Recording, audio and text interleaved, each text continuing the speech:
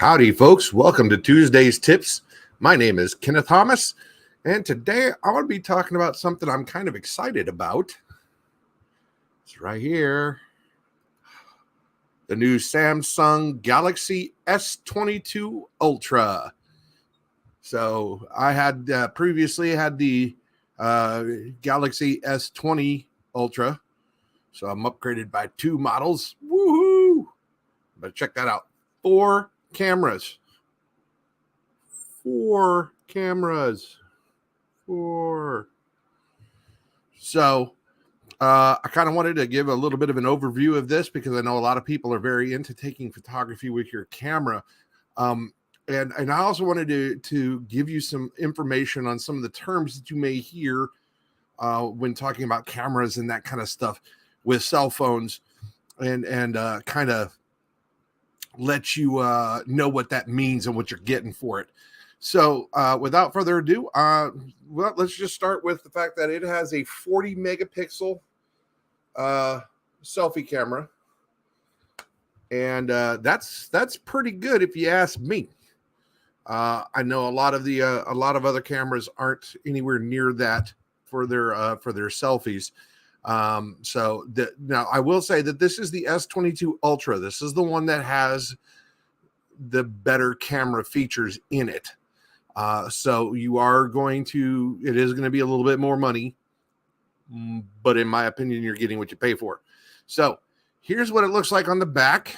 I have mine in my case to protect it. So as you can see, there are 4 cameras there. Now the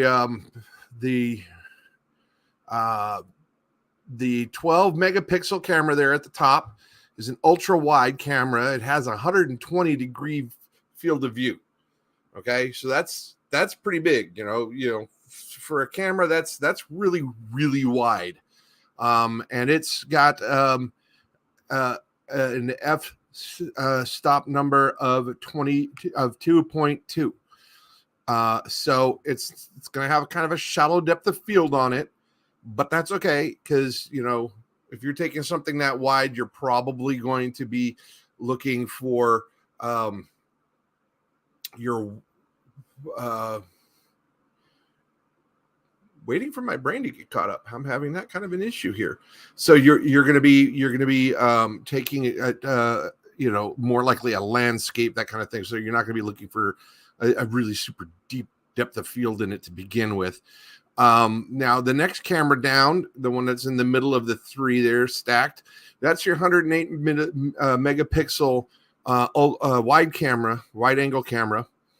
And that has the phase discriminating autofocus, optical image stabilization. That's what the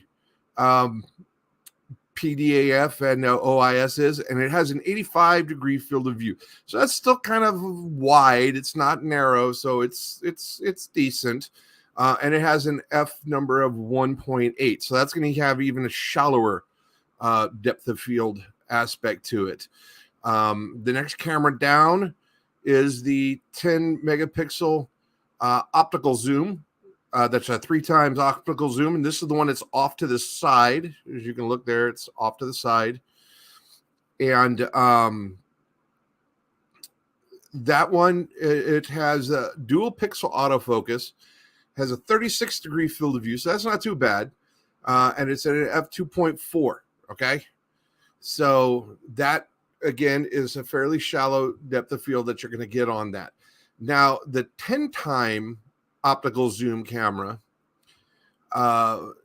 again has the dual pixel autofocus, has an 11 degree field of view, so that's really narrow, but it also has the deepest of the depth of field coming from your f-stop of 4.9.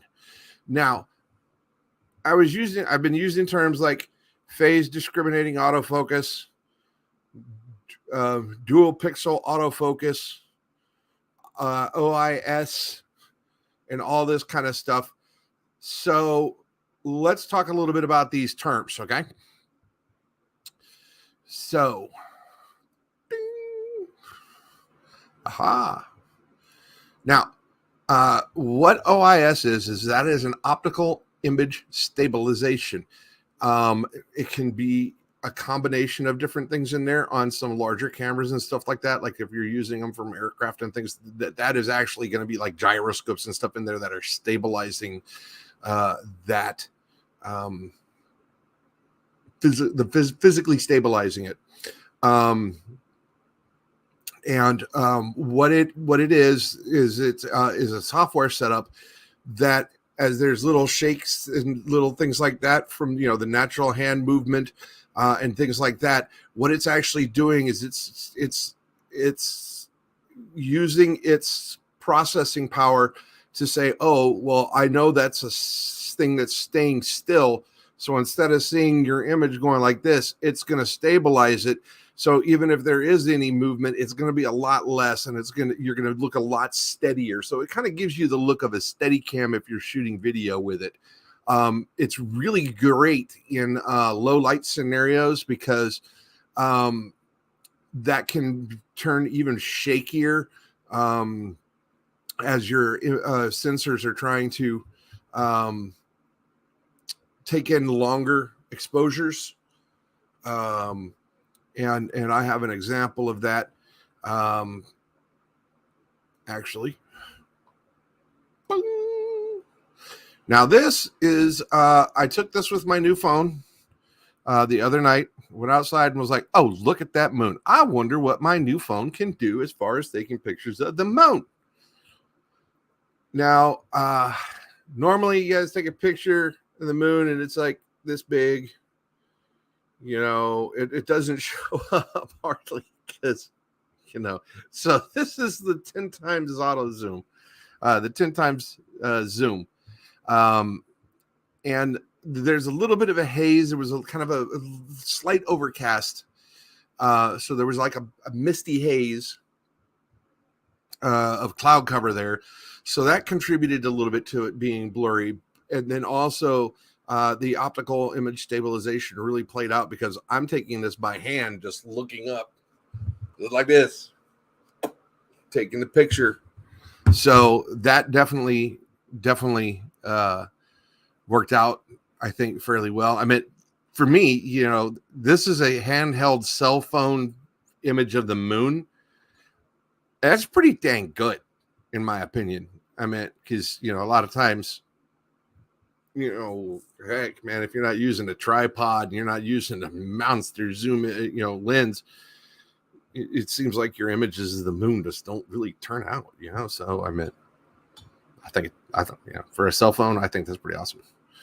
All right, so now a little bit about the phase detection autofocus.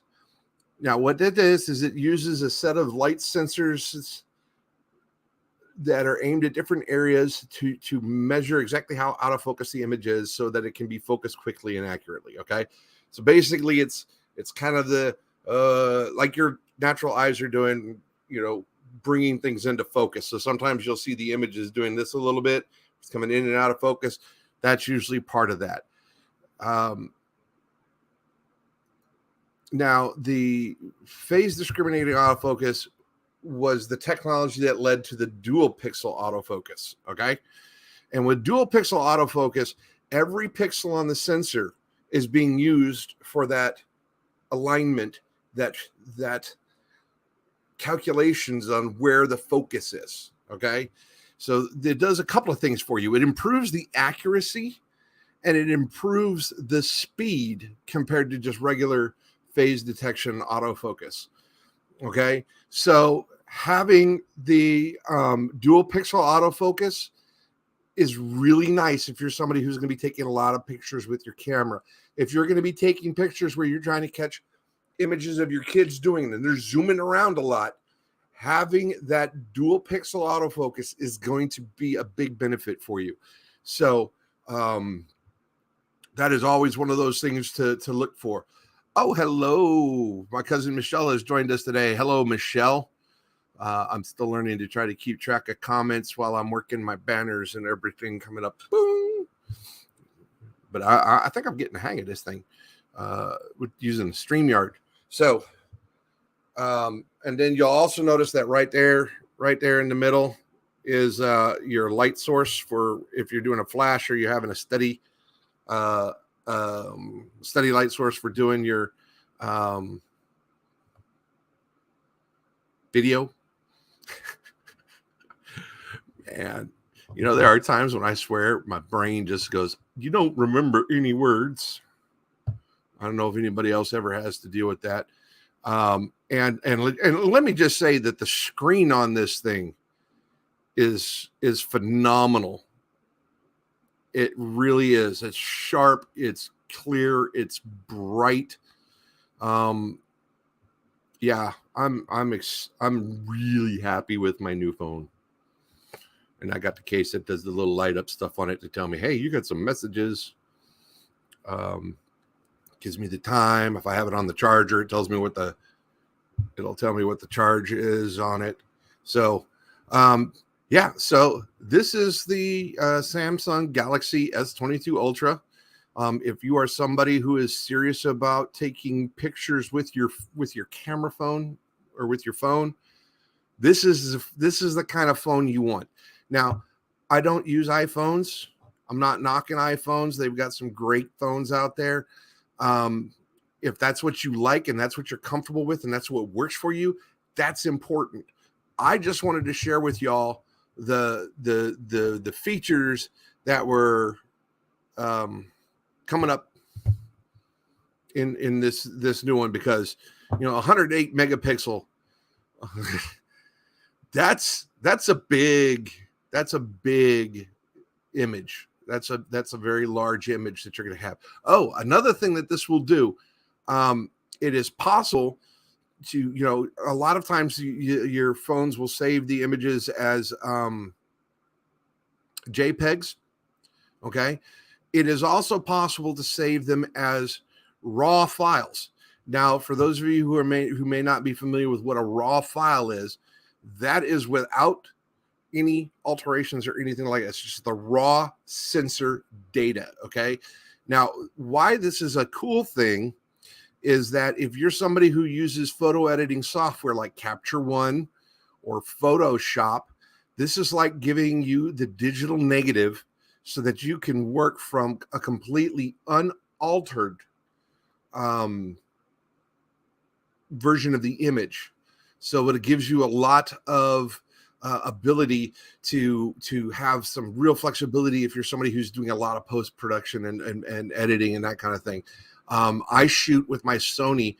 All my images are in RAW, and then I bring them into Capture One, which is where I do my first run through with them. And if I'm going to be doing any kind of massive photo editing or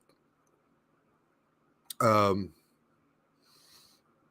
lost the word for it, digital compositions and that kind of thing, I do that in Photoshop. But for my general post-production and cropping and everything else like that, I do that all in Capture One. But to each their own. A lot of people like using Lightroom. I don't have a problem with Lightroom. I just like what Capture One allows me to do with my Sonys. So that's pretty much what I had for you today. Just really excited about this phone. I've been really excited to try taking pictures with it, and looking for different things to do it.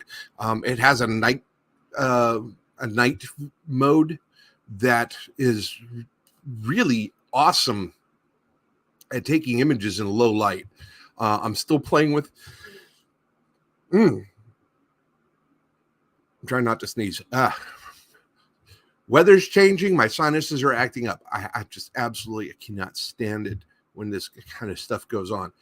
Anyway, I'm still playing around with that because it's a little bit different kind of a thing that I'm used to. It's got the portrait mode on it. It's got the food mode on it. Those things that I've talked about before in some of my previous Tuesday's tips. So it's got a lot of features in it, but this new low light night feature, I think is going to be exciting for me because there's a lot of times I try to take pictures of my kids doing things, but I don't want to have to like turn on all the lights. It just ruins it. I want to be able to catch it in a more natural low light environment, that kind of thing. So that's pretty much what I have. So if you're catching this on Facebook, Please follow and feel free to comment. Let me know what you think. What kind of phone do you use? What do you prefer? What kind of things are you looking for in a camera for your cell phone? Love to get that conversation going in the comments. If you're catching this on YouTube, please hit like and subscribe. And again, give me some comments. Let me know what kind of things you're looking for in a camera on a phone. And if you've got questions on what certain things are in your phone and what does it mean, let me know. I'll do a Tuesday's tips and I'll kind of cover that subject for you if I'm able to. And in the meantime, if you're catching this on replay, give me a hashtag replay. And I love how a lot of my friends are now catching this on replay, because let's face it, I'm doing this at lunchtime. I'm doing this at noon Central Time. So depending upon what time zone you're in, you may not be able to catch this live. So it's awesome that we've got a lot of fans and followers are catching this on the replay. So give me a hashtag replay in the comments and kind of let me know how things are going with you. Until next time, folks, peace, love, and photography. And remember, everything can make a beautiful image, including you. So you guys have a great afternoon. Bye.